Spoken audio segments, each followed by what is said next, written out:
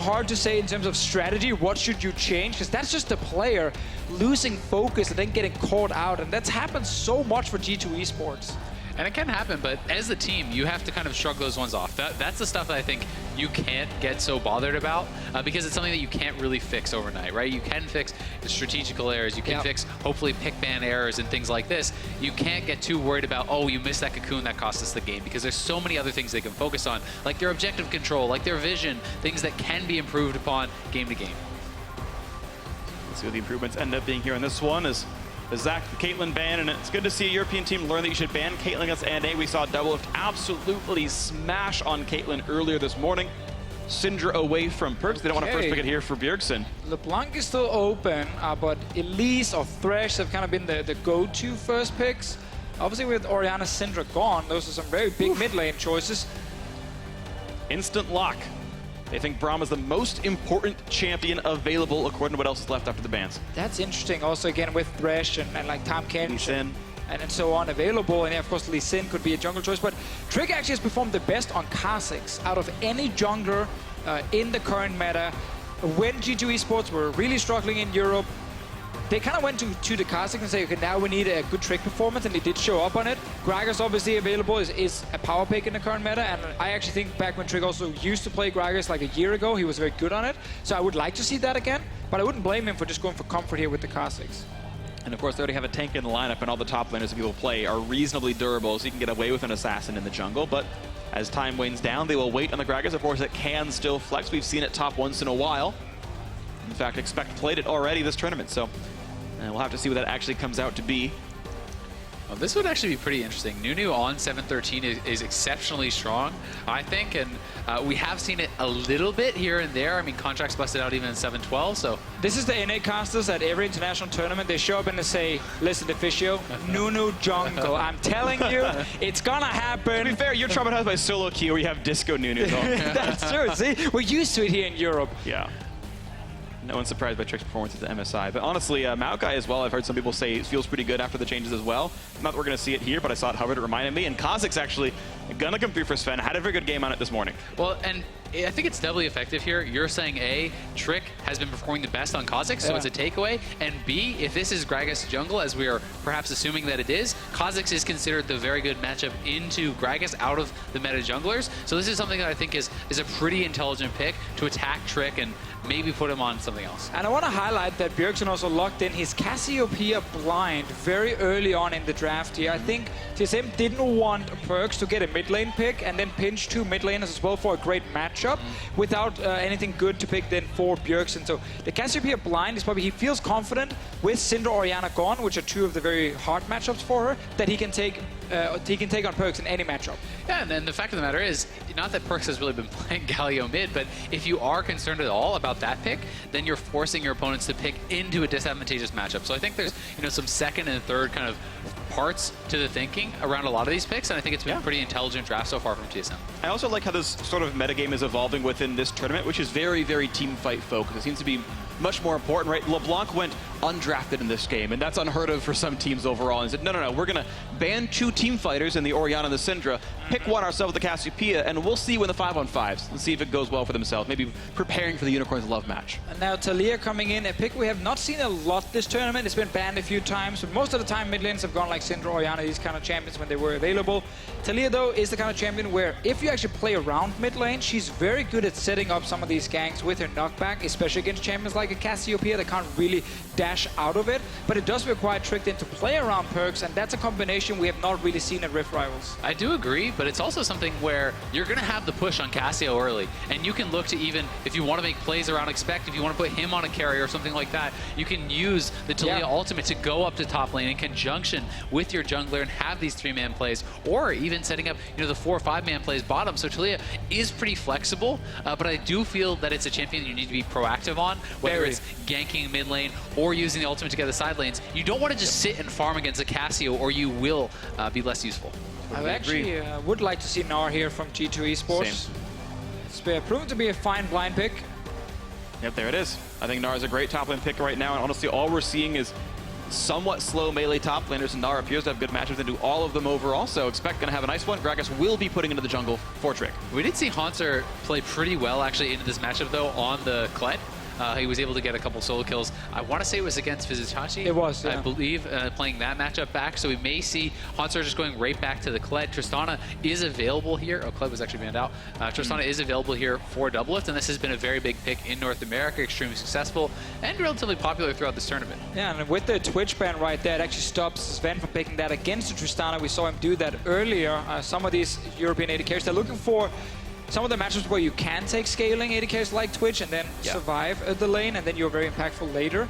He does still play other hyper carries, obviously Caitlyn being banned away, but I am still... Twitch gone means there's like really only Cog to match Tristana teamfight damage. I mean, the Korean teams are looking at this pick and ban phase and screaming, where's the Ashe, where's the Varus? Like, you know, these champions are still available. No one is actually fighting for them. Double played it twice, and you know, he had won both those games, but looks like he's not going to be going for that one here. Actually, I should say he did lose Unicorns with it, but won one of them. And the J4 pick is actually pretty interesting for me because while you can get kind of passively bullied out by Gnar, there is some all-in potential, especially in conjunction with your jungler. But that being said, you do have to be pretty cognizant of how you're using your ultimate in team fights, because the constructed walls can actually be used against you by the Gnar. For that Mega Gnar ultimate, you can stun the Jarvan right back into that. All right, so the drafts are all in here, and we're going to see what kind of combos we can get for ourselves. A gigantic frontline for G2, hoping to tank up for Perks and Sven.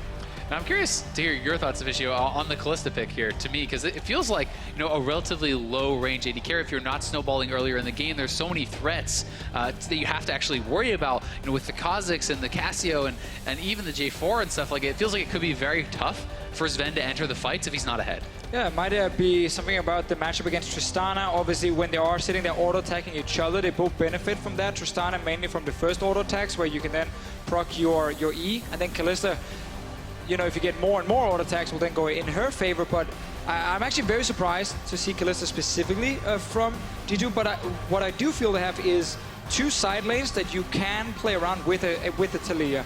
Because with the Kalista ulti, like, you can actually throw Mithy in there to engage onto TSM's bottom lane with then this Taliyah flying down with a wall. So it seems to me like G2 Esports have two side lanes where they feel like we can actually snowball both of them, and then they just have to pick the right one in game. And they have a ton of CC, a lot of playmaking, but I do think that there is a prerequisite. You must have like great Gnar ultimates, and you must be, you know, ulting people in on Gragas to be able to win a team fight. Because if it's just a straight up 5v5 without any of the carries getting knocked in from TSM, you are going to get outscaled. You are going to lose a simple team fight. You have to make those plays. I definitely think the TSM comp is much easier to execute, as you just highlighted right there. But if the coordination is on point here, the very last game for G2 Esports at Rift Rivals, well, we're probably going to ask where was this kind of coordination the last few games, but if they can actually pull it off, then it would be very impressive. And if you get ahead, I mean, this is definitely a composition you could snowball very heavily with.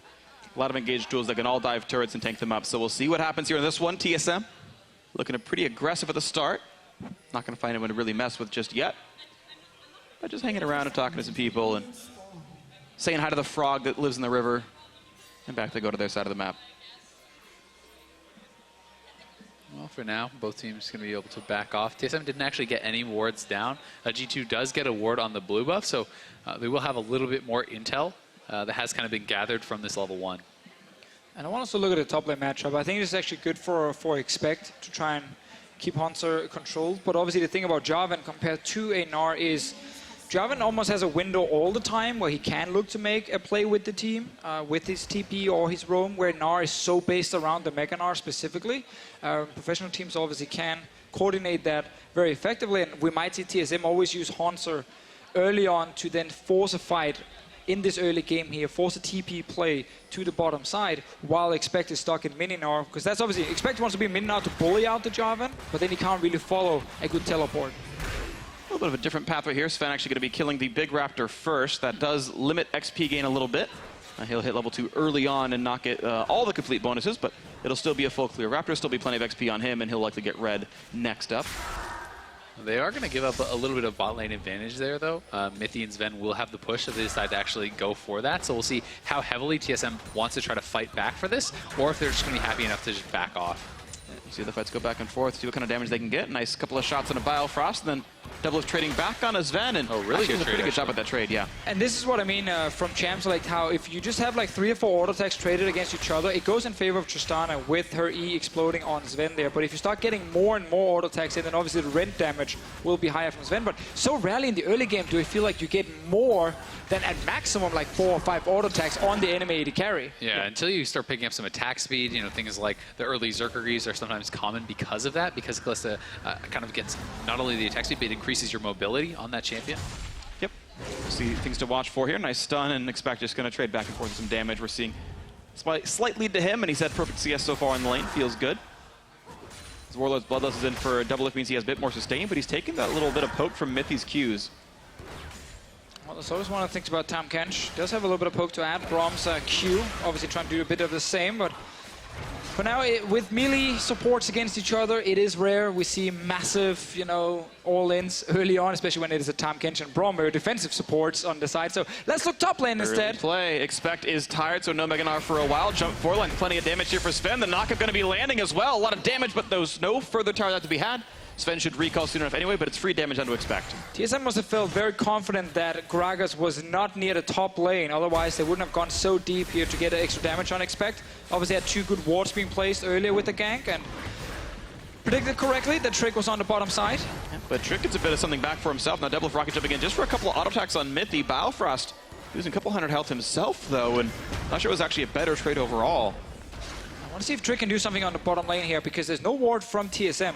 They might know he's down near the lane, and they're obviously very close to tower, but could look to try and force maybe a flash. Yeah, they could go for that, but I mean, it's been a long time since we've seen Kha'Zix as well, and if Kha'Zix is pathing down here, it could get turned around. So I think he's just going to take the safer of the options and back off, but still, I think it's pretty even, all said. Still going to take Krugs right now. You can see G2 with the 200 gold themselves. The roam towards the mid lane, actually. Perkz taking a lot of damage on himself. Flash, but it's a late flash. One more shot comes in, and it's Bjergsen who grabs first blood. Now the repeat gank, though, as Trick turns it right around, goes off the top laner. Perkz did not expect Hanzo to be there. I think the call from Expect was most likely that Hanzo just gone back to base. He's just going to return to the top lane.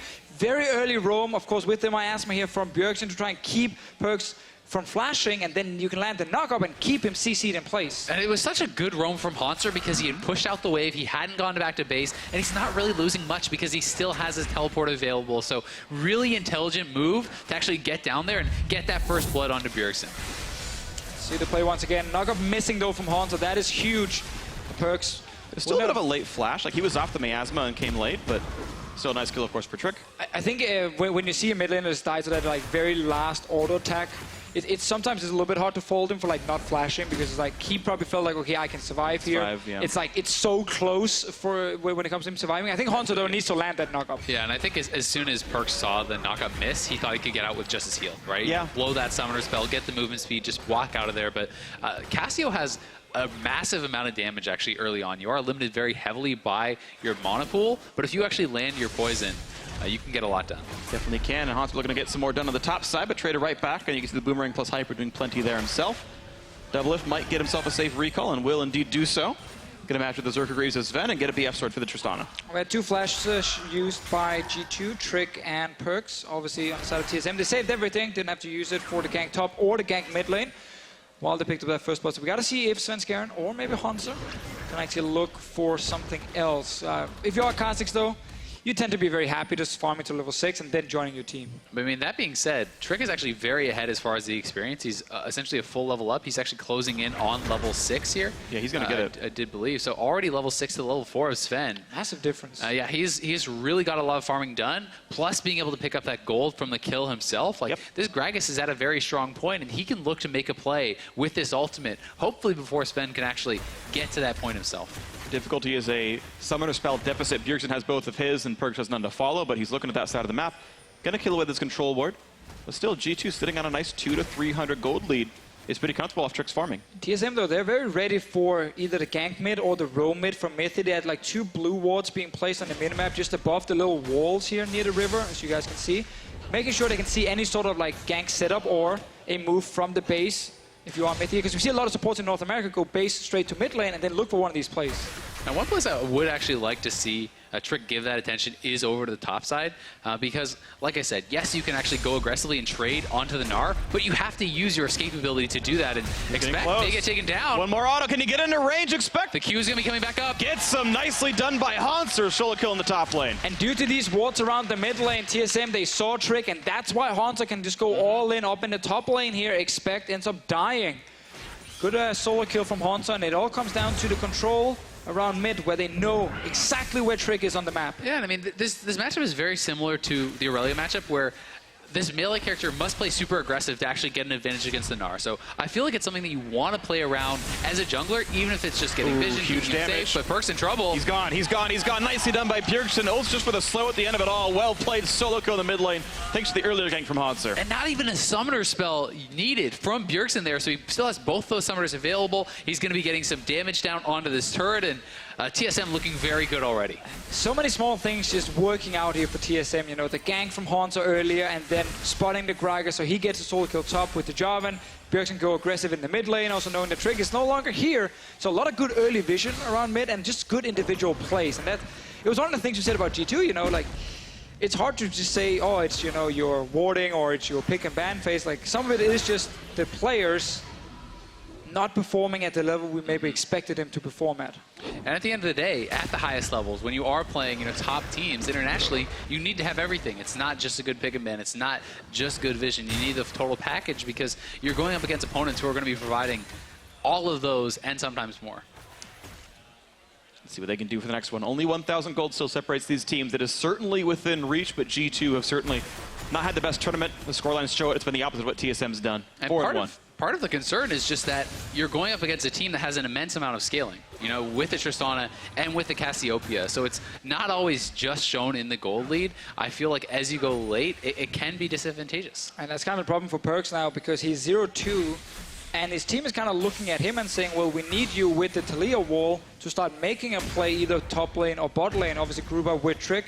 And that's kind of how you start the snowball. That's why they pick Kalista as well for the bottom lane. You're not picking Kalista for the insane late game DPS. You know, you want them to play around that lane as well. So we need Perks to get out of the lane. That's just very hard when you're losing, because you're going to get pushed under your tower. And now they're going to be able to look to set up on the top side. Jump on forward, plenty of damage on to expect just here. Half HP, stealth up for a bit more, but there's no real dive to be had, but it still will deny that wave under the turret, so it means something. For a trade of top lane pressure, it will be Cloud Drake. It's often the least prioritized, so no surprise TSM would rather play for a turret gold instead of this one, but with the Ren stacked up, it should be no problem. We'll see how much time TSM puts top side, though, as Sven would rather take away Krugs and hit this turret for now. I think you're just maximizing farm here as TSM. You know this tower will fall eventually. Just get a bit of damage on it now and deny the entire wave from Expect, because Kha'Zix is still here, but Perks is warming up. He puts him back in, the flash is down. There's no way out. He's going to fall. And Perk's certainly not here in time. The Weaver's Wall there. They're gone too, though, so this could be a bit tricky for TSM. If he can get far enough away, the flash to re-engage for a bit more. Looking to make it happen, and no, Perks will knock down Hanser, forcing Svenskar out as well. Nicely done. Pick that up. Yeah, good roam for Perks. Gets out of the mid lane. Bjergsen, though, going aggressive on a Trick here. Flash for the slow, watch for a bit more, and yes, Bjergsen cannot kill anyone except all of G2. Oh, that feels so bad for Perks when your jungler is trying to hold the wave of the mid lane turret. Not only does he die, I think he got the blue buff off a Trick there too, or perhaps it was his own still. No, it was his own still. He got the kill, that's all that matters right now for Bjergsen. Perks actually did the only thing he could really do there, try and save his top laner and get that one kill in return. Bottom lane is just the two melee supports kind of poking each other, not really doing a whole lot of damage. Yep. G2 Esports, that's an important ulti gone now with the Talia. They might actually try and all in. I mean, there's some pressure on this bot lane to make something happen, because they're losing on the rest of the map. They are. TSM is happy to just farm. Yeah, exactly. Sven does have a small farm lead, so hey, props to them. They picked themselves a good matchup after they saw the Braum and the Trist, and they've got some farm, but the rest of this map, exactly, hemorrhaging gold. So Perks was already in position, waiting for this to happen, just in case Svenskar was waiting around, and due to the minions being gone, there's not really a way out here for Hanser, and he flashed to realign the Q, that's what it was. And also Svenskar actually goes back and trying to block some damage for his top laner, just not enough. Meanwhile, mid though, Trick, once you place the barrel, I think you just have to leave, but he actually ends up saying, oh, he goes in. Well, he's not even hitting you. He thought he was going to be attacked. He was trying to predict the timing of it and CC him during the play, but obviously that was wrong. And now into the mid lane they go, and Perks, he is out of summoners, but it gets a knockback on his Sven to buy some time, and now in comes Mithy, bringing a team with him as well. Explosive Blast not quite going to land on a Bjergsen, though. That was nearly a kill given over. Yeah, they are able to get out, though. Bjergsen didn't have those summoners because he did blow them to kill Trick off earlier, so Perks does get out.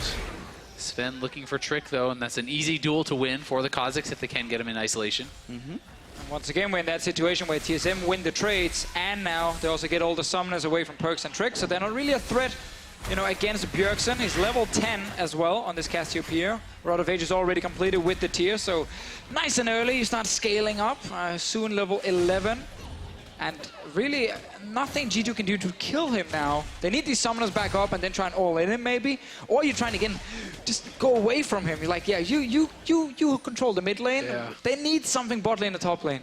Well, here is something that they are going to be looking for, moving their bot lane top, trying to pull off a lane swap. We'll see if they can actually, you know, preempt this play enough faster than TSM that they could get the first turret. That would be a way to start to move back into this game, because Doublelift is by himself now, but Biofrost is rotating up to the top lane to perhaps look to defend this. See where they can defend. 1,500 gold deficits, what TSM has put over on a G2 now. The Europeans forcing themselves back on from it. Top lane siege going to take quite some time, though. This Jarvan reasonably tanky and going to wave clear a little bit, few of these minions. And we've seen this 2 games in a row now. Their North American answer to the lane swap from the European teams is just your support instantly starts roaming to top lane, and you keep the AD carry bot lane. So the AD carry gets a push all the way into the turret, might even take it down if no one shows up. And then now the enemy top laner is sharing experience with his AD carry and support. And that simply means now for G2 Esports, they can't actually kill the tower. Yeah. And now they just have to back away, and they lose that massive wave bot lane. At least for the top laner, Trick has to pick it up. I've seen this exact thing before. It's the Gragas walks down to bot lane, and like Young takes away his jungle. Yeah, this is P1 versus Unicorns a lot. Yeah, exactly. So we'll see if that turns around soon enough right here, but waiting around as the Gragas are walking back up the river, and Tristana going back down as well as they fight over ward control a bit longer. Doublelift, if he's not stopped, will knock down that turret with one more wave. Get the control ward first. It's actually quite a lot of vision out here from both sides. I mean, TSM has a really good kind of line of scrimmage with the pink wards up along the river on both top and bot. So they are pretty safe from these sorts of plays. You know, if Perks wants to kind of roam into the river and make those moves, it's much harder to do so without getting caught. Lane back down. They haven't lost the turret just yet. The damage itself doesn't mean terribly much. It's that if the turret actually falls, the gold goes over. See if G2 can get control again. Small opening for G2 with TP on expect, but he's sitting, of course, in mini now at the moment. But they're trying to make a play bottom side. They know that Haunter can't join. Perks is on his way. So Perks is actually sacrificing some minions, or at least trying to sacrifice some of the pressure in mid lane. And he's saying, you know, Bjergsen, you can get to push all the way into tower. They got 20 seconds. They're looking for Bjergsen. Flanking in the mid. Bjergsen pops the ghost, gets on the other side of the wall, though, and Perks now gonna hope he can get back into this one. Bjergsen slowed again. Gonna be a quick slowing barrel as well. Bjergsen not gonna be able to flash away. Gets knocked right back into the team, and the kill is gonna come through. Shutdown goes into Sven. As he looked out at Biofrost, who's gonna knock them right back away. Flashes over the other side of the satchel. Really nice play there from G2. They know they have to be proactive and utilizing the Tahm Kench ultimate there while Bjergsen still does not have his flash. Bjergsen did about as well as he could to try to get out, but the kill also goes on to Sven. Yeah. We really want to get going. Super important for them. Let's see what happens bottom lane, because Trick is still around. Here, though. They're actually getting baited. TP's coming in. These guys are dead. Top of a ward, 2v4. Can they find Sven for some damage? Rocket Jump into by a bit more. Can it be enough? They're getting him low, but it's not going to be that yet. Doublelift now slowed down, flash the wall. He'll maybe stay alive, but look at Biofrost. Doesn't have anywhere to go, and the chase comes in, actually. Bewitching Tristana goes down, a double kill on the bot side. Well played to G2. Haunter going to get the consolation prize of first turret top. Yeah, with Trick going down there a second time. Clearly TSM's bot lane did not expect that, and then instantly the TP coming in from Gnar, and suddenly more kills here for Sven. 2-0-1 on this Kalista. Can go back, get his blade. Tower is still fairly healthy on the bottom side, and right now TSM got top lane tower, will take Rift Held as well, but G2 Esports will get an Infernal Drake.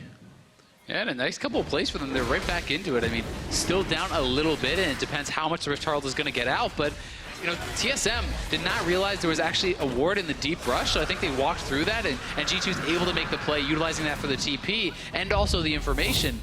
As, yeah, they've just walked right past this little ward, sneaking in. They were spotted out, did not sweep it out at all. And look at this play right here, just playing completely coy. Yeah, all those wards you talked about earlier from TSM, they're gone right now. So they didn't actually see Trick walk down the river, and then the TP from base, and yeah, you're not getting out. Doublelift actually did a really good job utilizing his W on top of that explosive shot to reset it, so I believe you got a double if jump you there. explode a four stack with an auto attack, it resets your W for you. So he auto-attacked 4 times, the ult gives you a stack as well, and then he was able to rocket jump back over to the wall, but Zone was able to chase, obviously. So once again for G2 Esports, 2 kills on Kalista. It is Operation Defend Sven, put all the eggs in the Sven basket, try and make sure... story before. Yeah, I think we've heard it before. It works sometimes. They did get the 1-1 versus TSM at MSI, trying to play that style. Sven is the man we're looking at. Mid lane, though, this tower is not going to survive. Rift Hell is there. We'll just secure the one objective for TSM. And it means the 3,000 gold lead to TSM, but keep in mind those Drakes do matter a bit. The Infernal, the Cloud both certainly are worth some of their own weight in gold, and maybe G2 can find something back into this game as they continue to wait to scale up. Sven's got 2 kills. He is doing pretty nicely. Individually, he's actually ahead of Doublelift in gold, so maybe we can see this Kalista take off in the game if he is not assassinated at the start. Of course, there is a lot of frontline on G2 to protect him. You know, you have both Nara and Gragas sitting there, and you have Mithy sitting probably next to Sven with the Devourer in case TSM is onto him. And that is, I mean, one of the only problems for Cassiopeia is in teamfights against frontline tanks, you're kind of forced to often hit the front line. You can't really just flash past him and start killing the back line. Luckily for TSM, Bjergsen has a lot of damage, so that means killing the tanks is a little bit faster. And itemization is actually pretty difficult because it's a Tristana and a Cassio, right? So 2 extremely high damage characters that can hit the front line. If both of these guys are hitting the front line, do you build MR? Do you build armor? I mean, right now, some armor is being picked up by Trick and Expect. There's no MR to be seen. It's not even health. It's double Niditabi and a Frozen Art coming through here. So it's certainly going to be a long road ahead until they can actually survive Bjergsen. If he's untouched, and this 3-kill Cassiopeia certainly has damage. And that's what so many of the fights are going to be about. I mean, G2 has a plethora of CC, but they need to be able to land the CC on the right people to pull off their team composition. See if they can execute properly. G2 going to fight for ward control a little bit longer here and hope they can find their next opening.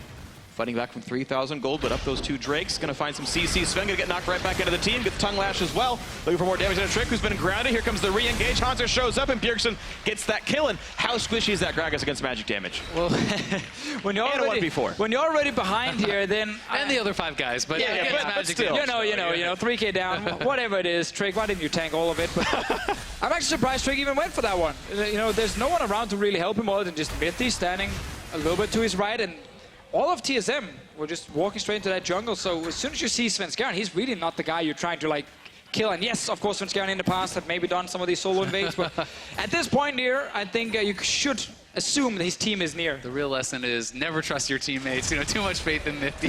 I mean, Trick right there definitely didn't have to jump in, but at bot lane, guys. The minions are already cleared out, though. This could be tough to pull off. Expected half a nice double CC there. Haunter does not have an open. He does have flash to use and just gets to walk away from the 1v3. Durable enough. Very well played. Haunter clears out the mini wave, then goes back through the turret to escape, and Sven is here to harass now. It's slow. And out he goes. Cutting off his teammates. Yeah, Expect can't get out drop now. the wall. But Sven is farming top lane. Everyone else from TSM actually just kind of reset the whole thing. Hanser was just left on his own, but didn't even have to use a summoner. So he is more than fine in the bottom lane. And G2 Esports, after losing that jungler, we're actually looking okay before that. We were kind of waiting for that next big fight where maybe Trick would be the man to start it. Getting an engage onto someone like Bjergsen. Flash Body Slam is very effective against the Cassiopeia. Cassio can start to kind of get a little bit deceptively tanky once you actually have your Seraphs completed, plus the Roa, you know, in the early stages she's of the just game. very annoying when she's fed. That's kind of the thing, because when you then run at her and you're yelling, let's go, let's kill her, you get ultied, and then suddenly you're stuck there and you can't actually do anything. And if she can stay in the fight, she actually gets quite a bit of healing out from the Twin Fang spam, so can become a little bit deceptively tanky in the early stages. They can. Still some nice kiting back and forth by Perks, because Sven very, very low on health, who hasn't building damage output himself, so nice little plays from him. Of course, Haunting guys, no big surprise there out of Perks, the flat pen, the pretty standard build. Hurricane just now completed for Sven, so he just gained some team fight power, and he is again ahead of the curve against Doublelift. Kind of hit that point now where the outer turrets are gone, so TSM don't have like an easy objective to go for. Baron just spawned a minute ago, and it's very early to still take it. So we often in these mid games then get like the 5-6 minutes where not a whole lot is happening. The team far ahead tends to get a free dragon, and the other team is just trying to farm up. And I feel like for TSM, they're very happy to just kind of farm it out for now. Sure. As long as they can control vision around the Baron, continue to pick up some of these items. If G2 does ever slip up, show too many members bot, you have a Cassiopeia, a Kha'Zix, and a Tristana. 3 of the fastest champions for actually burning down the Baron, so that can go down exceptionally fast. Ooh, Trick is waiting in double. Damn it. It's almost like he's been playing for 6 years. How did he expect Trick to sit there? He learned from the Season 1 World Championship. Looking. Double Lift famously face-checked the brush 1v5 before minion spawned on Lee Sin at the Season 1 World Championship. On Didn't do that here. Remember? Or was it He was Lee Lee Sin? Sin. He was Lee Sin. Yeah. I just said that. Did you? Yeah. I mean, you know, I don't listen to half the stuff. I don't blame you. I'm dumb a lot of the time. I only listen to Azale. But he's got a good brain. It's those What did times. Freak just say to me? What would he just say? I think he was saying you look great today. Thank you. Yeah, Thank but you, I Freak. always lie. Thank you, Freak. No, I'm always wrong, as you said, so that must have been false. I didn't say you were wrong. I said I didn't listen. Yeah, whatever. Either way, TSM going to grab themselves their own drink. First of the game for the TSM squad. Looking to close it out, 3,500 ahead. If they win, they will represent North America against Unicorns of Love tomorrow. TSM have been the preeminent NA team for basically ever, and almost only fitting that NA's hopes then rest on them at the end of it. If they can close out. Onslaught going to find someone to kill. Damage onto Mithy. Of course, can't go for Perks too easily because he just get eaten away. And now with Mithy gone, Perks is left up and alone. Down he goes in the mid lane. Quick pick here for TSM, just walking straight into that jungle, knowing they had all the vision they needed. Perks didn't even get to use a summoner. Rest of TSM looking at that mid lane tower, still feeling it's too early for him to just rush down the Baron. Mithy's pretty low, he has to be careful. No summoners either. And I mean, Tristana's going to knock this down very quickly, so G2 backing off for now. Expect is actually going to stay in the bot lane, so they're going to trade this turret, but TSM can continue going and look to threaten the inhibitor. G2 looking at maybe their first turret of the game with his Expect split push, but now the jump on a Trick, nice body slam buys some time, but breaks through the shield, still damage coming through for Double if this turret low on health, and it's gonna fall and hit for bot lane outer. Certainly more worthwhile for TSM, G2 making the best of a significant deficit. Yeah, super nice here for TSM though, because we had the moment where they were actually kind of waiting to be strong enough to just force a Baron play, and then they actually get a kill plus turret, so now that mid lane is open. A very nice play overall, and they are all backing away. I think it's a really smart force from TSM. I mean, with Perks down, that's a lot of safe waste Oh, there, and Perks just died again. Found a kill. 3-man invade worked out on the top side of the map, and now G2's got to run away. And I don't know if TSM saw that TP, but the TP was used by Expect and canceled, so that is actually very big. If TSM did have vision of that teleport coming in, they will know that if Gnar shows bottom, they can go to Baron. Seems like Perks was walking into his own jungle near that Raptor camp. Didn't expect anyone from TSM to be waiting. There you go, no vision. Then you die. Good old bush camp. Then you die. Fnatic lives on.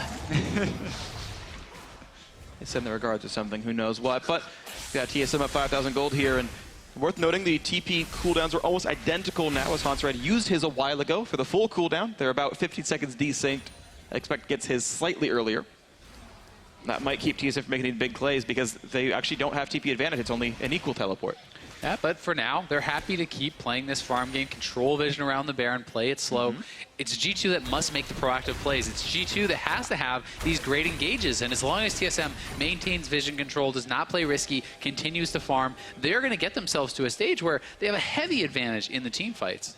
And also we are at the stage of the game where I feel like G2 doing this tournament has actually looked the worst. It's always been like somewhat decent early game, and then full late game they've been able to do quite a lot of things, but between like 20 minutes and 30-35 minutes they've really just dropped the ball multiple times. This game is obviously super hard because you're already far down, but it doesn't put a lot of confidence in them, you know, making that proactive play that gets them right back in the game. At the moment we're just kind of waiting for TSM to get that Baron now. And they're gonna get, they're baiting with two guys on top side. Dueling just buying time. You're going to do all the damage they need. Sven helping as well. Hansa make sure he tanks the aggro. Wall coming in. Actually, Trick's nearby. Can he make the play? They re-engage on the jungler. He flashes and he gets it! Trick is a mastermind to get something to happen, but now it's all about the team fight. TSM look for resets, look for some damage. 4v5, but with the Baron buff on G2, they might have bought some time. Trick again, flashback to MSI. The Baron still to keep them alive, but TSM is pushing. Forcing a couple more flashes out as Sven flashes away, but if you could trade just one kill for that, the flash and chase not going to get the Mega Gnar. This could be Expect dying. Turn on him. You expect it to happen, and it's going to come through. The damage coming across, and it will be that one coming in. The rest of the team able to kite away. Perks looking for some damage on the wings. Won't find it. I can't believe Trick actually got in there. He got stunned and then knocked up right after. He managed to flash in the very last second and actually steal the Baron. They didn't stop damage. Small win, I guess, for G2, but TSM still getting a kill after on Expect and a top lane tower. I think they simply thought it's a 1v1. CC was going to be enough. Chomp. 1v2. Damage output. Oh, can he throw him back in? Do it. Flashes away by some time. Healing. Bjergsen gets about 60 health per shot. Doubles in. There's one kill picked up. And he didn't get an assist, so there's no reset on the rocket jump, and he can't find Sven. Sven can, though. Sven on Sven crime. Who's going to win? The Dane. See, I'm right. Oh, you're right. You nailed it. I know they're both Danish. It was a joke. I know my NA junglers well. That's true. Most of the EU imports in NA actually seem to be Danish right now. Yep. Let's see what happens. Trick stunned by Bjergsen, knock up, and then he still gets to flash in. At like 500 HP, he flashed in and got the smite. Yeah, and Sven didn't actually get his at least whatsoever, so you want to try to layer that isolated Q damage from your Q with that smite, try to finish it off. Wasn't able to do it, but that's the risk you make if you're not actually going to stop DPS, focus down the junglers. You're opting into this kind of coin flip smite off. And also that tricky spot as a jungler where you're kind of trusting your team when they're saying, yeah, we're going to deny him entrance to the Baron pit. Yep. So you're just kind of waiting for the right moment to then smite it down, and then suddenly the Gragas still makes it in. Yep. Well, unlucky there, and G2 get a bit of a reprieve. The gold back down below 3,000 apart. We keep getting these small glimmers of hope right now, I feel, for G2 Esports. The Baron steal, that fight earlier where Sven got 2 kills. He got another kill, obviously, against Svenskeren just before. Honsor is sitting here waiting for someone to show up. I mean, the Baron is so big. It's not necessarily that G2 are going to be able to get a ton off of it. It's more that TSM likely is far enough ahead that they could have closed this game, perhaps, with it. Goes to the big dunk, trick around the wings, and Mithy gonna spit him right back out, but he's running out of ways to do anything. Explosive Cask, and actually Bjergsen knocked right back over by Perkz. So they're stuck in this one. A nice seismic shove, a lot of damage. Cassiopeia down below 1,000 health. Well, there's no good ward here to TP on for Expect. He was sitting with Meganar in that side lane, but just no decent ward. There's 2 up near the Raptor camps, but a little bit too far away, I think. Meganar most likely would have timed out. Still some nice pressure from Expect. He's going to be able to get up to this tier 2, maybe get a little bit of damage done. The bot lane's being pushed up here by G2 as well. So G2, getting a bit of map control, getting some nice vision down in the TSM red side jungle, and making some of kind of the first steps towards coming back. And here we go, Cloud Drake being soloed up by Trick. This man is so good at killing epic monsters this game. Mithy coming in for some help as well, and says it's going to be a team effort this time around. And it's fun because the European teams have gotten very few Drakes, something we've talked quite a lot about here at this tournament. The only team actually getting a lot of them would be G2 Esports. Most of the time they actually get almost every single one in some of these games. And same thing here. They had a 5 Drake game earlier this week. And the Dragons were actually very key to their victory in that game because they had essentially been outscaled by C9, but the fact that they had 5 dragons, they get the Elder Dragon, now you cannot contest them. They use that to get a Baron, which they use to get 2 inhibitors. So the Dragons, especially if you're going to be going late, as we have often seen in a lot of these Rift Rivals games, are so massive because it gives you the extra win condition of the Elder. Sadly, no Blitzcrank this time for Mithy. He was the one making some of the plays on Sneaky that set up the entire thing this time around. He's on a more defensive choice, kind of relying on Sven and Perkz to be the big carries, but Sven is still the man we're looking at here. While Perkz actually been dealing some decent damage in some of these fights, despite being down. Like, again, a Cassiopeia and so on, it is hard because there's so many things on the ground that can actually deal damage to you. Bjergsen really needs to maneuver well in the fights. This game is definitely within arm's reach. Goal difference only 3,000 right now, and they're also up a couple of Drakes as a result of some of their mid-game plays, so we'll see if G2 can make it happen. Oh, they're going in? Find a little bit there. Trick not going to go too hard just yet. Still has Explosive Cask available. Biofrost shield now down, means he can get a better shot at it. Going to look for the body slam. There's the flash. There's a pickup. They're going to find Biofrost for 1. Now to re-engage. Trouble though. Using damage from Double Up. The dunk onto the back line. A big miasma out in the backside as well. Expect running out of health. A couple more shots will do it. The rock jump forward. Bjergsen gets a kill. And in goes Double, but he's got to watch out because that minefield just decimated. Ugh, there we go. His health bar. Got to be careful. And there was no more minions, so not really much he can get done with that second jump forward, but they have traded kills. Top laner for support, advantageous for TSM, and they're looking to knock down this turret. Double if will take it down pretty fast. It's pretty close on that one. Not quite going to kill it, but it's dangerously low. So that fight here actually was pretty even. G2 Esports getting 1 kill, Expect and dying after. Bjergsen was left completely untouched. I think the wall before the fight from Perkz was meant to kind of cut Bjergsen off, and maybe he was stuck on the wrong side where they could engage on him without the flash, but this wall right here, just on the wrong side, so Bjergsen and Double feeling safe enough. It is still some very nice setup for Expect. With the Meganar, they feel like they can go in, look for a fight here, and they want to force it before Meganar expires. Otherwise, they are going to get sieged down. They're not going to be able to look the fight, so they go for the play, able to take down Biofrost very quickly, but look at the damage coming out on the front line. Exactly, because now Bjergsen and Double, they're feeling pretty safe. All Bjergsen had to dodge was that one Kalista ulti with just a time Kench being thrown her way.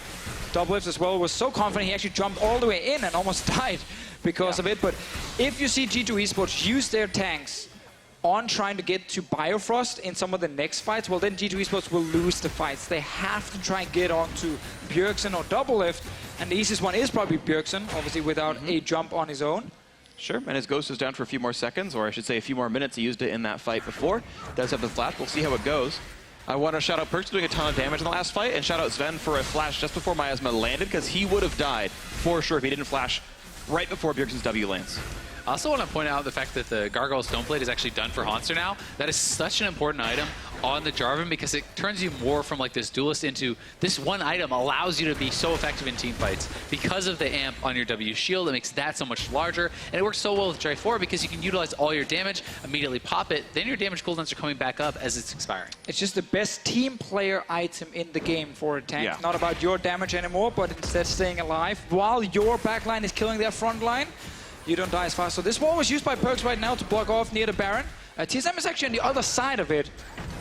Well, they're going straight onto the Baron now. The wall is expiring.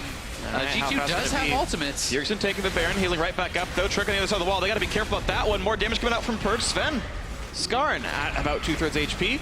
And Hanser chunked down as well, actually. Yeah, that play was not very good from TSM because they completely abandoned the mid lane wave here. Mark Z is sitting at home being super mad because you gotta get that mid lane push first. They just went straight for Baron, and obviously G2's walking right in the river and being like, no, you're not gonna kill this. The Echo Fox analysts, on the other hand, have seen nothing wrong with it. Yeah, It's a great play, TSM. Unlucky G2 just played a little bit better than them. Weird. Don't know how it happened, but they managed to walk in. Mid lane collect. And, oh, wow! G2 pushed the way first, walked to Baron. Exactly. I've never seen this before. TSM Don't say it's because of Castanet. That would be rude. TSM just lost a little bit of vision there, but still, in the goal lead. I'm not really sure what I'm supposed to say here, so I just say in the goal lead. Yeah, in the goal lead. A good Just- point to fish Just some caster tips here. Yeah, I took your point away. they're pushing minions, and Hanser's pushing minions. And Well, TSM has to get control of the side lanes because G2 did actually have bot lane pushing during that whole sequence, and they have started a slow push that's stacking up very heavily on the top side. So G2 is having some good side lane control, allowing them to kind of reestablish themselves on the map. Someone's going to have to go top and answer that for TSM. And the game has stalled out quite a bit to where I don't feel like the gold lead really matters much at all when you take the Infernal Dragon into account. But it does come down to scaling. It does come down to who can utilize their team fight better. yeah, just looking at the carries and the gold, the 280 carries are even in terms of the overall gold. It's just about 14,000. It is Bjergsen being 2,000 gold ahead of Perks. That is kind of the big difference if we look at just those guys. And really impressive that actually G2 Esports have been able to kind of stay in the game after it looked so bad early. And also TSM not being able to get that second Baron set up properly has cost them a little bit of time. And some fairly even fights actually going just 1-for-1. Guardian Angel done now for Hanser is going to be pretty important, I do think. Elder Dragon coming up in 10 seconds as well. It means now there's 2 objectives to play for. Now G2 would... Their Elder Dragon's twice as good, so maybe they actually put more priority on that one, but TSM going to rush down the Baron first. So Blue Trinket just used on the Baron here. They do see the fact that 2 guys are sitting on it. Perks with another wall to just try and deny TSM either an exit or an entrance. Yeah, they're over by the Elder, so this is something that they would really like to get, but they have to be wary rush mid. of TSM pushing up mid. Yeah, that inhibitor is exposed. That little dodge there from Bjergsen was very important. Could have been a lot of damage landed from Perks while he was sitting there out of vision. TSM, though, they're going straight Right back to into Baron. I'm not sure if G2 minds the trade on that. They're still losing by a little bit here. And again, it's a 4-stack Elder Dragon. It does last 1 minute less time, but as long as they don't have to get outplayed around that last minute right there, it's going to be a quick pickup for TSM. They've got the Baron buff, and let's see where they can go next. And now TSM actually has to play a bit defensive for a while. You don't really want to fight heavily into this Elder Dragon. You have the extra time on that buff, but I think it would be pretty risky for them to actually get out on the map and look for a fight. Well, they're actually trying to set up a little trap here, and they're using their mid lane wave and top lane wave to go for the turret. Remember, no fast recalls from G2's side. See, they're sitting bot lane waiting for someone to show up, but they're all sitting top lane. Oh, this could really work out for TSM, though. They have more members here, and they're by the base. If G2 comes forward, they can get a pick and take a free inhibitor. If Bjergsen goes, he has a chance of reaching him and landing a miasma slow. Someone needs to face check. Hanser's waiting by himself, and at this point, G2 needs to realize that no one is shown on the map at all. There's no buffed up minions as well, so no one's near these lanes. And just the way pushing in. They both try to be cheeky. Yeah. They were hoping maybe Hanser would show up bot lane with his TP and just push the wave out. They could have killed him, but G2 Esports, they're still pushing up mid now, and TSM are still hiding. I mean, TSM staying around here is very risky. If you can get a great jump on the fight and take someone out He's immediately. checking. Now they know. Oh, he didn't find anything. That can work out for you. Now they know. it's one of those situations where G2 has so much more power during this Elder Dragon buff. You really have to show the respect to that. I totally agree they're better fighters, but if TSM are just buying time back and forth, they've just timed out literally half the Elder Dragon buff. They got 115 to go till it's gone. Gotta wait, honestly. Trick with flash ready. Gragas late game engage is one of the things G2 are looking at, because they need to find a way to obviously get onto Bjergsen. I was sitting with 6 kills on this Cassiopeia, full items, or almost full items. I looked at control wards, but I obviously consider control ward as valuable as like a void staff. Of course they so are. technically full items. There you go. In my control ward book. Something I would have liked to see from Haunter is actually a Locket coming out. You know, when this team essentially has to make a play, has to CC you down, burst you out, Locket in combination with the Stone Plate is so powerful, actually, being able to deny that and keep your carries safe, because if Bjergsen and Doublelift can stay alive at this point, with the amount of items they have complete, they will crush the fight. You just have to deny the burst. So I think it's more important to itemize for defending your team through Knight's Vow or Locket than it is to you have this additional power. Well, at least Balfrost is he's got his Locket and he's going Knight's Vow, but even with one Locket already, I agree. Second Locket is still fine. It's still useful. You can block out some of that burst. Especially in combination with Stone Plate. It's so good. It's actually huge. So not going to be the play just yet, though. And at about 50 seconds on the Baron buff, Elder Dragon will time out. And it's also worth noting how effective double Knight's Vow can actually be with a composition like this, where you have both the Cassio and this Tristana to actually buff up and protect. I mean, it's super effective on both those champions. But TSM, looking to push up here as that Elder is going to be starting to expire. And it's gone. So here comes the siege. These 45 seconds they've got time for. Trick going to go for the knock and not quite going to find Bjergsen, but now walled off. And it's Trick actually stuck against the wall himself. Finally gets away with the body slam. 5v5 continues. 40 seconds left on the Baron buff. Yeah, I don't think Perkz was actually in a position ready to have some follow-up CC against Bjergsen here. So it was just Trick diving in, and Bjergsen could flash away. So he's still sitting on about 40% HP. No flash, though. Obviously the same for Trick. Yeah. And it's Locket down as well, so TSM have one wave left of Baron, and in fact, they're just going to recall, so the trade of objectives only means that now there's desynced respawns. And it has been feeling like G2's front line is playing this very intelligently. They're not over-diving. They're allowing Perkz to kind of utilize some of his range advantage over Bjergsen. So as Bjergsen steps forward to try to attack, expect, and trick, Perkz is there to push him back, and I think they're playing the push and pull of those fights very well. We just have to look at the Bjergsen, though, if he does get knocked back again, because as you said earlier in the game, Azil, like, this Cassiopeia gets somewhat tanky without you thinking about it, because again, her own shield from the Ceres, also Face of the Mountain from Biofrost. So I wouldn't be surprised to see a situation where Bjergsen does get knocked back into the team, but he just sits there, gets multiple shields on him, and G2 Esports, because they have an AD carry that is built around getting multiple auto attacks off and not like a burst AD carry, might not be able to kill him in time. And Braum can jump in front and block a lot of that up with his shield and absorb a lot of those attacks. So certainly have to be wary of the counter engage coming in from TSM, but G2 does need to make that sort of play. They need to be able to pull it off, execute, and burst someone down before TSM can really get going with their carries in these fights. To be fair, though, Sven actually went for what I think is the right build in this game, which is a very crit-focused build. It's not 7 lifesteal items, it's 80% crit with Infinity Edge. So he's going to just belt out insane damage in the team fights because he has Hurricane and Doublelift has double Energizer. Sven actually can do more damage if he's allowed to auto-attack. If he's under threat, of course, he's shorter range, and that's going to get worse. But 40% damage to the secondary targets of Hanser and Sven and Biofrost is going to be more than Tristal deal. Trick is actually sitting behind enemy lines, but he is spotted on a good ward here from Biofrost, so they know exactly where he is. G2 is now trying to defend the top lane.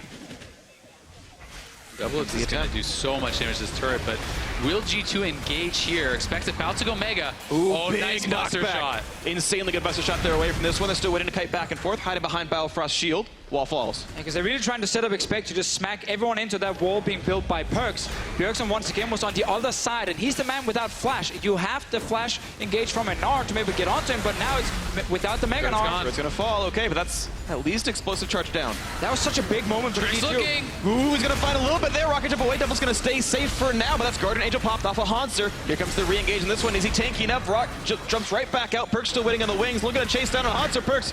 Whew. Not gonna find one just yet, but a great knockback nearly takes down Svenskarn. Yeah, Perkz did such a good job dancing on the side. They're pushing back Doublelift, pushing back the carries, really utilizing this Talia extremely well, but a lot of low health bars on both sides. G2 will be able to go back to base and heal back up, so they hold on again. They do. 1 minute on Baron right now. Expect still sitting with the flash here. We are looking at that wall from Perkz. Get Bjergsen, you know, just cornered right there, and then maybe use the flash engage from Expect to get onto this Cassiopeia and see if you can actually kill her. Haunter without GA, though, he's also a target. He's the kind of lone frontman diving in from TSM, and he's just not tanky enough against the late game damage of G2. Not just yet. Still going to wait for the items to come through. Of course, Hanser at full build. The Guardian Angel itself is not gold efficient when the unique passive is down. So theoretically, he might want to sell and rebuy between cooldowns if he has the money. Yeah. I believe GA sells for less than 70%, so it's expensive to do that, but would be the right choice. Maybe pick up a locket, as you were mentioning earlier on. Yeah, or that second Knight's Vow. I mean, doublelift has it on him now. I think it's extremely effective to put it on Bjergsen, and actually makes you a lot tankier too because of all the healing coming in from the DPS. Worth highlighting also Trick with their mastery here, giving him slightly less cooldown on his summoner spells, meaning his flash is actually ready just about now. We are still waiting for Bjergsen's flash, about 30 seconds. That is a window for G2. Trying to find the engagement. This is where TSM needs to be really careful. Bjergsen's waiting. Oh, he actually stepped forward right there. We also have to remember, I mean, they can kill this over the wall now with Triss at level 18, the auto attack range, and it's going down very quickly. He is spotted out though. And they're going to back out. Double's going to be a little bit careful. Nar Rocket jumps over. He's going to stay safe. But again, it's so scary for TSM. They should wait for Bjergsen's flash before they really look for the big fight.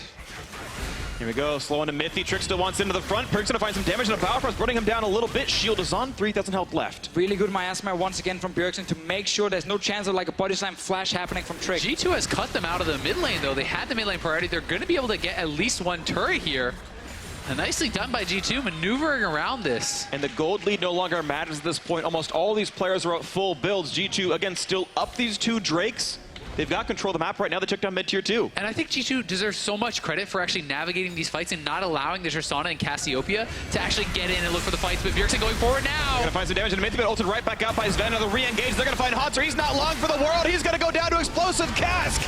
And he's staying alive a few more seconds. Jumps right back out. Actually staying alive. Hanser alive at the very end of it all. But now TSM forced to kite back low on HP. G2 pretty healthy.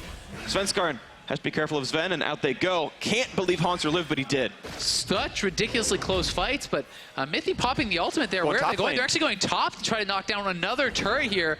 Will TSM try to respond? Well, Expect is sitting bot lane right now. We got to remember, late game, the channel time on TP is important for these fights because you can kill a guy so quickly, and then suddenly it might not matter that a Gnar shows up behind. Always something to keep in mind. Bjergsen's flash is back up. Trick and Expect sitting with their flashes ready. We're also getting to the point where AD carries may want to start thinking about selling their boots and buying that last item. And we'll see if doublelift is going to pick up a PD and if we're going to see a Shiv or something like that, or even a Mercurial for Sven. I'd go Essence Reaver, honestly. It's still going to give you 100% crit chance, but it's more attack damage. I mean, Tristana's going to attack speed cap with Rapid Fire on. You actually don't even want another Zeal item here in this build. Sven's kind of staying around with only 50% HP. Look at Perks. Look at that damage output from him. He is actually smashing. Yeah, a lot of it is how well he's positioning. He's utilizing the range. He's not allowing Bjergsen and doublelift to actually get in range to utilize all the damage they have in their kits. I mean, if they can be in range and if they can get their DPS out, doublelift and Bjergsen are so much stronger right now, but Perks is manipulating his positioning so well. Spot by Bjergsen. They want to team fight this one. Hanser going to be found out in the front side. Can they find Perks? Not just yet. Looking for the play. Not going to find it for Biofrost. Doublelift slowed down a bit by Expect. The dunk comes in for Hanser. Guardian Angel not up, and he's going to fall down.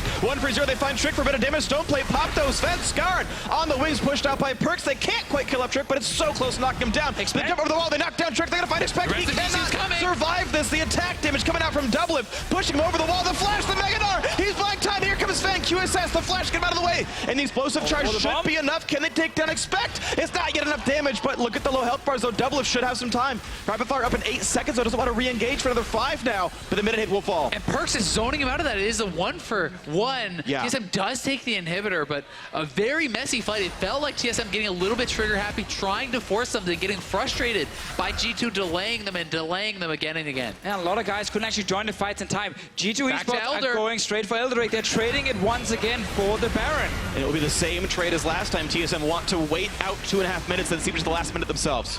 Do they have time to get over there? It doesn't look like TSM can actually do that at all. But this call is now, if they actually do secure though, wow, they do have Kalista. Hanser has TP and Trick doesn't.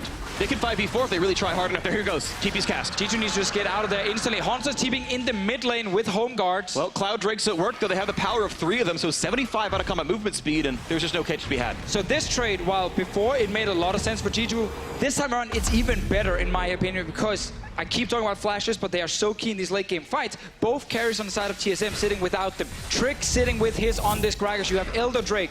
You should be able to force a fight with your Gragas and that buff helping you.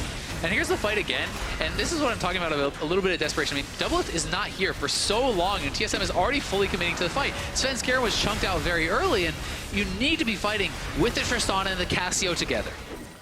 We simply see in the end, Trick does go down to the poison, Expect gets the Mega Knock just in time, and Sven actually used his flash to try and get over and help him after. Very important that Expect did stay alive. Yeah, Doublelift, if he had not had that QSS, certainly could have gone down there, but quick reactions. Would kill him from Sven. But again, I mean, it's perks. He steps forward, utilizing his range advantage to try to keep Doublelift and Bjergsen away from the rest of his team.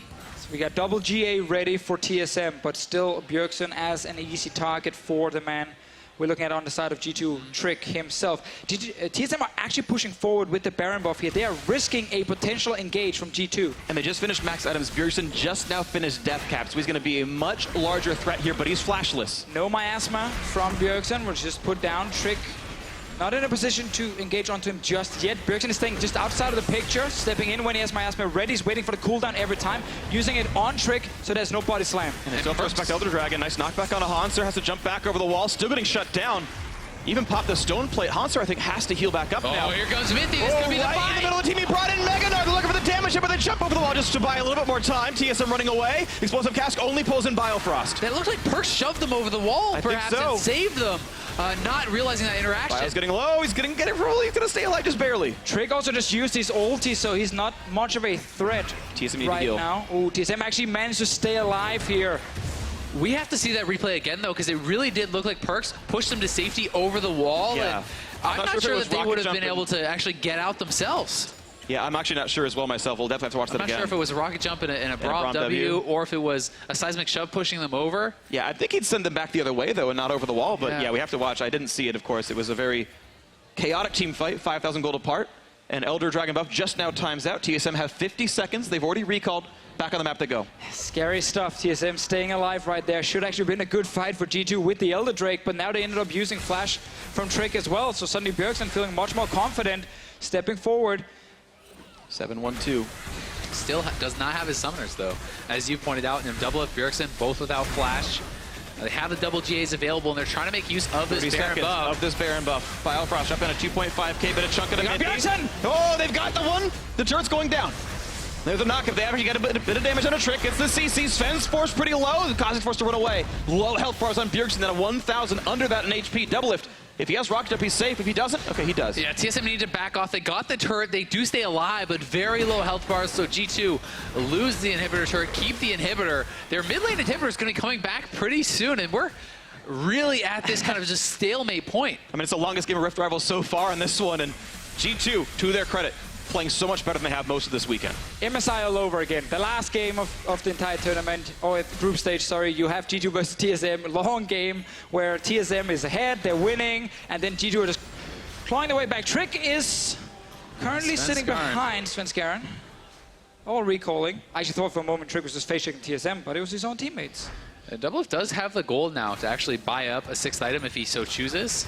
So it'll be interesting to see if he's actually going to go for that. Neither AD carry has so far, but Sven did change up his itemization. He actually sold the Frozen Mallet to buy Lord Dominic, so to try to deal with some of the more armor that is being picked up. Definitely agree with that choice, especially considering that anyone who pops the stone plate will have that max health value 100% over. You know, the big damage amp there. TSM waiting again in the brush, waiting in the wings. Expect does not land that one, but the ward comes over. Svenskeren, you can see, taking big chunks. He's pretty squishy in this build, right? He's got the Yomus, he's got the percent armor pen as well. Guardian Angel only gives you 30 armor. And just to remind everyone, because it's been a very long game now, if G2 beats TSM, then the final of Rift Rivals will be P1 against Unicorns of Love. If TSM wins, then they will represent North America against Unicorns of Love. It's just G2 looking to play spoiler for TSM once They're trying at least. And to play trying for some respect for themselves as well. They've had, of all the teams, the worst tournament here, and making it 2-4 at least saves a bit of face, gets Perks it a bit looking closer. for the ultimate. They have a cutoff. Oh, Double's got to be careful. Doesn't get shut off completely, but he's still got to run away from Perks. Doesn't quite take the hits, though. Boots of speed at work. Bjergsen gets this stun. They took down Perks. That was a huge play out of Bjergsen. Now the fight can continue 5v4. This is what they need, and it's the tense moment here.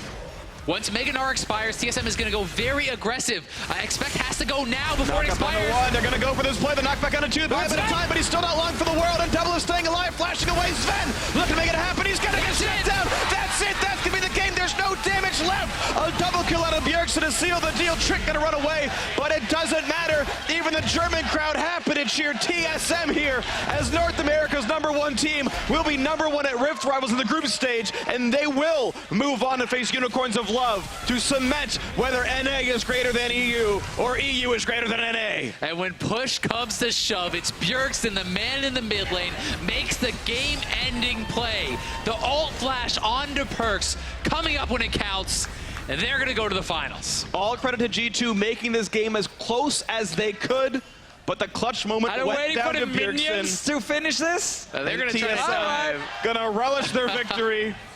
They're gonna dance in the fountain. It's gonna go down. GG. Well played, TSM. 5-1. We had so many insane moments towards the end of this game. We have very, very close fights. People were missing summoner spells, Elder Drake buffs, Baron buffs. Some of the walls from Perks just missing out on where Bjergsen will be on the map. And then that last fight, Perks got a little bit eager, feeling like maybe he could be the man, despite being 1-4 at that point. Sneaking in behind TSM, get the big play, but Bjergsen says, nah, I'm the man here getting the big play. Yeah, I mean, when you go for those risky plays, at the end of the game, you're going to be a hero, you're going to be a zero. It's either going to come up big for your team or you cost your team the game, but you have to have the confidence sometimes to look for those plays because they were kind of bleeding out. They had lost all their inhibitor turrets, they were losing inhibitors, and it felt like G2 needed to make something happen. I completely agree. I don't want to see hate online for Perks because this was a catastrophically difficult game, and he still did the most in the game. Perks had such an amazing Taliyah performance, 50 minutes long, putting out the best he could. One big play does not undermine that. Yeah, and I think that Perks actually played so incredibly well, especially from behind, from the position that he was set earlier in the game. You know, manipulating some of these team fights, being able to zone out Bjergsen and double lift, but TSM does hold strong, and they're going to the finals, and they have been the best team in this tournament so far. Yep. And now they're playing Unicorns of Love. We've seen these guys play against each other multiple times. I believe Unicorns of Love still have the winning record, but obviously 5-2. 5-2. So day one, TSM took them down. The manager of Unicorns of Love, he lost his hair and everything. Then Unicorns actually bounced back and beat TSM, so they're 1-1 against each other. And now it's just the best of 5. And that second game was very crazy. I mean, it was TSM so far ahead, and Unicorns fighting an incredible fight by the Baron with Vizichowski. It's going to be absolutely insane, that series, actually. I'm really looking forward to it. Yep, it also means that we're going to bid farewell to G2, to Fnatic, to Cloud9, to Phoenix One. Their time here is done. They fought very hard, of course, and had some pretty good runs back and forth, and now it just comes down to tomorrow's games. North America may have won the group stage, but it was a reasonably close set of games, a reasonably close sort of set of matches, and now it's down to the best of 5 to crown the official winner of Rift Rivals.